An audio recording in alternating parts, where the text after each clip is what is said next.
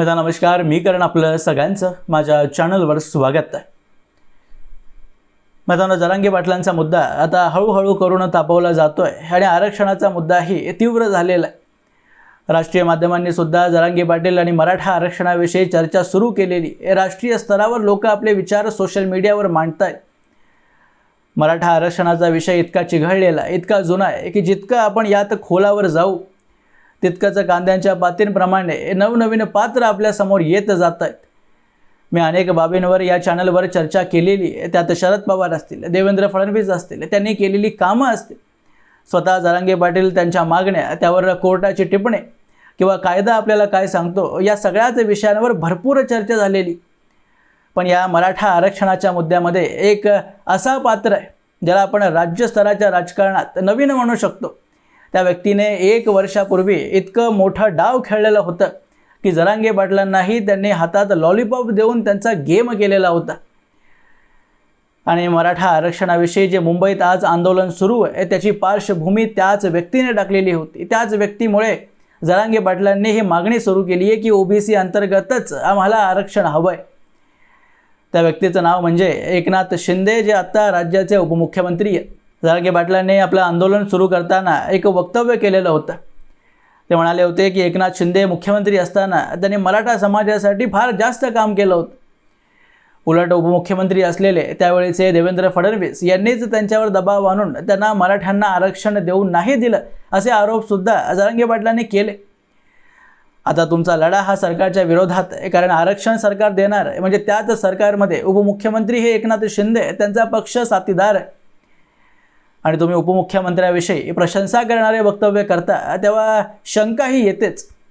त्यातही एका बाजूला नाही तर दुसऱ्या बाजूनेही, म्हणजे एकनाथ शिंदेही जरांगे पाटलांवर एकही टिप्पणी करताना, एकही कटू शब्द बोलताना आतापर्यंत आढळलेलेच नाही आहेत. त्याने जरांगेंविषयी इतकी सावध भूमिका घेतली आहे की एकही शब्द बोलण्याच्या अगोदर कमीत कमी 2दा तरी शिंदे विचार करत असतीलच असं वाटायला लागलं. पण जरांगे पाटलांनी शिंदेंविषयी जे प्रशंसा करणारे वक्तव्य केले ते करण्याच्या अगोदर कदाचित त्यांना हे माहिती नसेल की याच एकनाथ शिंदेंनी 1 वर्षापूर्वी मुंबईत जेव्हा तुम्ही आला होता आंदोलकांना घेऊन, तेव्हा तुमच्या हातात लॉलीपॉप देऊन तुम्हाला परत पाठवलेलं होतं. हे त्यांना माहिती असावं, पण आपल्याला कोणीतरी फसवलं हे स्वीकार करण्यासाठी जरांगे पाटील तयार नसावे.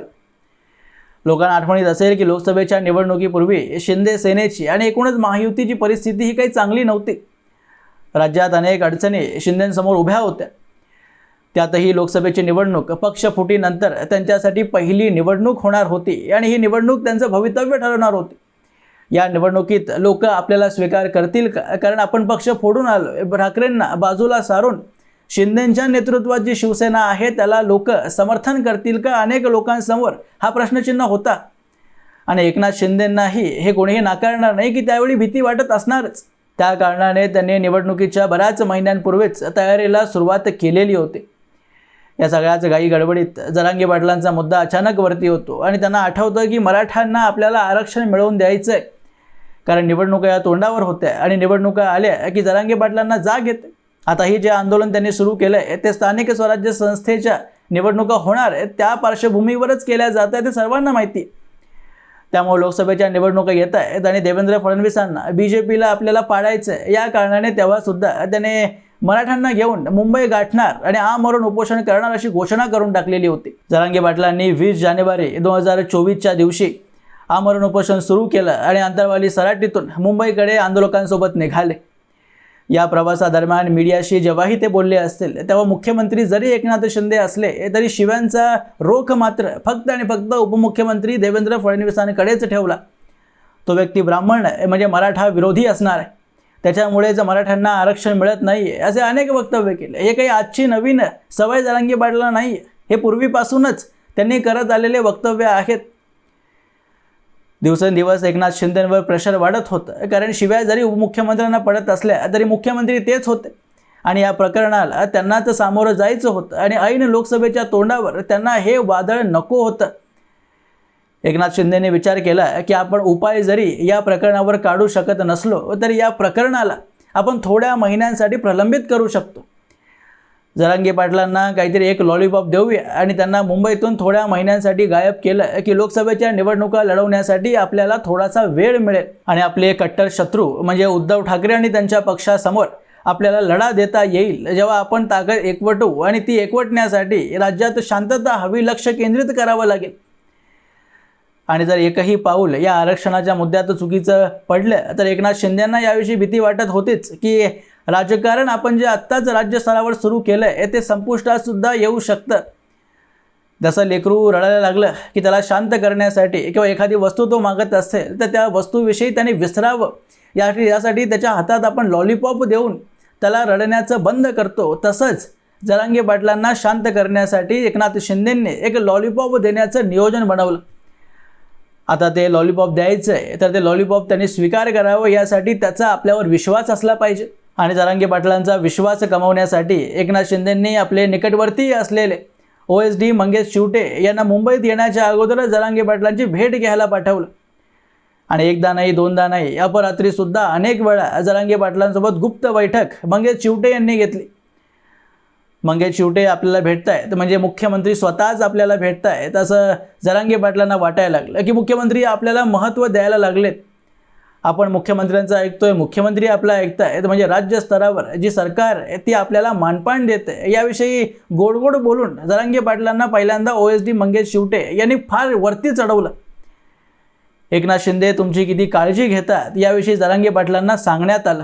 चिवटेंनी आपलं काम इतकं चोख बजावलं की जरांगे पाटलांना त्यांनी पटवून दिलेलं होतं की देवेंद्र फडणवीस आणि एकनाथ शिंदे हे एकाच सरकारमध्ये जरी असले तरी दोन व्यक्ती वेगळे आहेत. एकनाथ शिंदेंनी एक वचन दिलं की मी तुम्हाला आरक्षण देणार म्हणजे देणारच, म्हणजे ते वचन ते पूर्ण करणारच याविषयीचा विश्वास जरांगे पाटलांना चिवटेंनी मिळवून दिला. जरांगेंनाही वाटलं की एकनाथ शिंदे हे स्वतः मराठा आहेत त्यामुळे आपण त्यांच्यावर विश्वास ठेवायला काही हरकत नाही.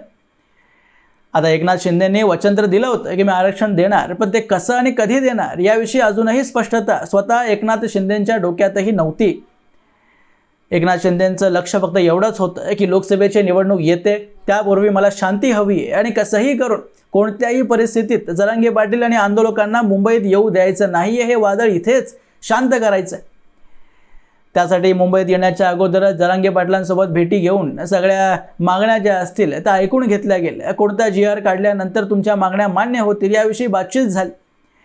त्यांना सांगण्यात आलं की सगळे सोयऱ्यांचं जे तुम्ही म्हणताय ते मी मान्य करतो आणि त्याविषयी GR सुद्धा मुंबईत आल्यावर तुम्हाला देण्यात येईल. ही बातमी स्वतः मंगेश चिवटे जेव्हा जरांगेंकडे घेऊन गेले तेव्हा ती व्हिडिओ तुम्ही पाहिली असेल, जेव्हा जरांगेंच्या कार्यकर्त्यांनी त्यांना खांद्यावर घेतलेलं होतं, गुलाल उधळलं गेलं आणि आपल्या मागण्या मान्य झाल्या असं घोषित त्यांनी केलं. वाशीत जेव्हा जरांगे पाटील दाखल झाले तेव्हा स्वतः एकनाथ शिंदे त्यांचं उपोषण संपवण्यासाठी आलेले होते आणि त्यांच्याच हाताने ज्यूस पिऊन तो GR घेतल्यानंतर त्याने आपलं उपोषण संपवलेलं होतं. आणि हार त्यांना देणं किंवा फटाके फोडणं, गुलाल उधळणं, भाषणं ठोकणं त्या दिवशी झालेलं होतं. आणि आपल्या सर्व मागण्या आता सरकारने मान्य केल्या आहेत अशा घोषणा करून जरांगे पाटील मोकळे झालेले होते. पण त्यांना कळालंच नाही त्यावेळी की हा GR फक्त एक लॉलीपॉप एकनाथ शिंदेंनी आपल्या हातात दिलाय. पण या GRचं कायद्यात कधी रूपांतर होणार याविषयी बोलण्यापासून एकनाथ शिंदेंनी स्वतःला अगदी अलगदपणे बचावलेलं होतं. फक्त आरक्षण देणार म्हणजे देणार आणि मी शपथ घेतोय हेच एक वक्तव्य त्यांचं वारंवार केलं जात होतं. पण ते कसं देणार, कधी देणार याविषयी एकही तारीख ठरवली गेलेली नव्हती. जरांगे पाटलांना हे समजायला पाहिजे होतं किंवा त्यांच्या आजूबाजूला जे लोक कायदे तज्ज्ञ बनून फिरतात त्यांनी तरी त्यांना समजावण्याचा प्रयत्न करायला पाहिजे होता की भारतीय संविधान इथला या देशातला कायदा सगळे सोयरे नावाची कुठलीही गोष्ट मान्य करत नाही. जर तुम्हाला एखाद्या जातीचं प्रमाणपत्र पाहिजे असेल तर तुम्हाला ते सिद्ध करावं लागेल की तुम्ही त्या जातीचे आहात. एकनाथ शिंदेंना हैदराबाद गॅझेटमध्ये ज्या ज्या मराठ्यांचं कुणबी म्हणून नोंद मिळाली त्यांना प्रमाणपत्र देण्यात आलंच, पण सगळे सोयऱ्याच्या कायद्यात तुमचं बेटी रोटीचं नातं आहे म्हणजे तुम्हालाही कुणबी प्रमाणपत्र देण्यात यावं याविषयी GR काढला, पण तो कसा देणार याविषयी कोणतीही स्पष्टता एकनाथ शिंदेंकडे किंवा त्यांच्या सहकाऱ्यांकडे नव्हती. कारण एकनाथ शिंदेंना हे अगदी चांगल्या प्रकारे माहिती होतं की हे फक्त एक लॉलीपॉप आहे, या GRचं कधीच कायद्यात रूपांतर होऊ शकत नाही त्यांची इच्छा जरी असली तरी, कारण न्यायालय हे कधीच होऊ देणार नाही. 2003च प्रकरण आहे त्याविषयी तुम्ही समजून घेतलं पाहिजे. हे सगळे सोयऱ्याचा मुद्दा तुम्हाला सोप्या भाषेतच समजून घेण्यास मदत होईल. 2001च्या वेळी जेव्हा जगन्नाथ घुले नावाचे गृहस्थ होते, ज्यांनी बाळासाहेब चव्हाण या व्यक्तीच्या कुणबी प्रमाणपत्रावर आक्षेप घेतलेला होता, त्या प्रमाणपत्राला त्यांनी मुंबई उच्च न्यायालयात चॅलेंज केलं आणि 2003ला न्यायालयाने आपला निकाल दिला आणि त्यात न्यायाधीशांनी म्हटलं की चव्हाणांकडे जे कुणबी प्रमाणपत्र आहे आणि त्याला जर आम्ही ग्राह्य धरलं तर महाराष्ट्रात जितके मराठा आहेत त्या सर्वांनाच आम्हाला कुणबी प्रमाणपत्र द्यावं लागेल आणि हे सामाजिक मूर्खपणा ठरेल. आणि एकनाथ शिंदे आणि त्यांच्या सहकार्यांना माहिती नसेल हे अपेक्षा करणं सुद्धा मूर्खपणा आहे. एकनाथ शिंदेंना हे सर्व माहिती होतं, तरीही फक्त आपल्याला तात्पुरती शांती हवी आहे यासाठी जरांगे पाटलांना GR नावाचं एक रडक्या बाळाला शांत करण्यासाठी जसं खेळणं दिलं जातं तसंच हे लॉलीपॉप त्यांच्या हातात देऊन टाकलं आणि हा GR रूपी लॉलीपॉप घेऊन जरांगे पाटील अतिशय आनंदित झालेले होते आणि त्यावेळी गुलाल उधळून त्यांनी सांगितलेलं होतं की आंदोलन संपलं, आपल्या सगळ्या मागण्या सरकारने आता मान्य केलेल्या आहेत, सर्वांनी आपापल्या घरी निघा. काही महिने झाल्यानंतर त्यांना कळालं की आपल्यासोबत दगा झाला आहे आणि तो GR दिलाय तो मुळात लॉलीपॉप आहे. जेव्हा या GRचं कायद्यात रूपांतर झालंच नाही आणि उलट याला सर्वोच्च न्यायालयामध्ये चॅलेंज केलं गेलं. सध्याही याचा केस सुरू आहे आणि जरांगे पाटलांना कळालं की एकनाथ शिंदेंनी आपल्यासोबत खेळ केलेला आहे. जरांगे पाटलांची चुकी फक्त एवढीच झाली की एकनाथ शिंदे एक मराठा व्यक्ती आहेत म्हणून त्यांच्यावर त्यांनी विश्वास ठेवला, म्हणजे एक राजनेत्यावर, एक राजकारण्यावर त्यांनी विश्वास ठेवला, हीच सगळ्यात मोठी चुकी होती. त्यांना शब्द घ्यायला पाहिजे होता की या तारखेपर्यंत GR लागू होईल. शब्द घेतला नाही, विश्वास ठेवला आणि गेम झाला. आणि त्यातही विधानसभेच्या निवडणुकीत महायुतीला जे प्रचंड यश मिळालं आणि ज्या व्यक्तीला जरांगे पाटील आपला कट्टर शत्रू मानतात, ब्राह्मण जातीचे देवेंद्र फडणवीस हे पुन्हा मुख्यमंत्री होत आहेत. एकनाथ शिंदेंनी GR देऊन जी जखम दिलेली होती त्या जखमेवर मीठ चोळल्यासारखीच ही बातमी होती. आणि या सर्वच एकूण कारणांमुळे सध्याची मागणी जी जरांगे पाटलांनी सुरू केली आहे की OBC अंतर्गत आम्हाला आरक्षण हवं आहे, त्यामागचे हे पार्श्वभूमी आहे. आता एकनाथ शिंदेंची जरांगे पाटील प्रशंसा का करतात यामागे सुद्धा दोन कारण आहेत. सगळ्यात पहिलं कारण तर हे आहे की एकनाथ शिंदे खरंच जरांगे पाटलांना किंवा त्यांच्या आंदोलकांना मदत करत असतील, पण हे मी दाव्यासोबत बोलू शकत नाही कारण माझ्याकडे पुरावे नाही आहेत. 1-2 व्हिडिओ सोशल मीडियावर व्हायरल झाले, पण त्याला आधार घेऊन आपण उपमुख्यमंत्र्यांवर असे आरोप लावणं उचित नाही आहे.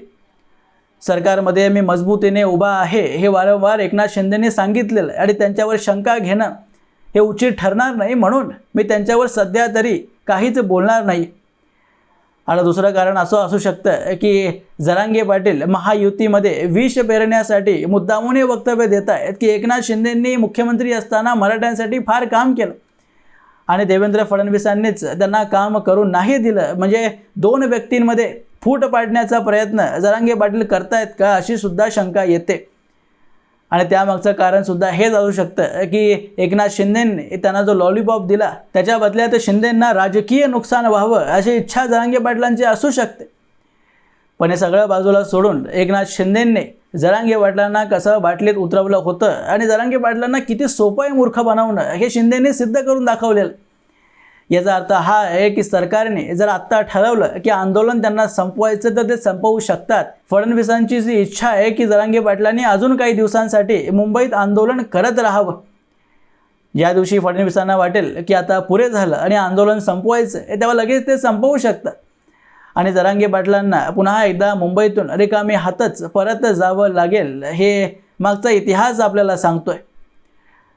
असं मित्रांनो, याबद्दलची तुमची मतं तुम्ही मला कमेंट बॉक्समध्ये अवश्य लिहून कळवू शकता आणि असेच माहितीपूर्ण व्हिडिओज पाहण्यासाठी माझ्या चॅनलला सबस्क्राईब जरूर करा. भेटूया पुढच्या व्हिडिओमध्ये, तोपर्यंत जय हिंद, जय महाराष्ट्र.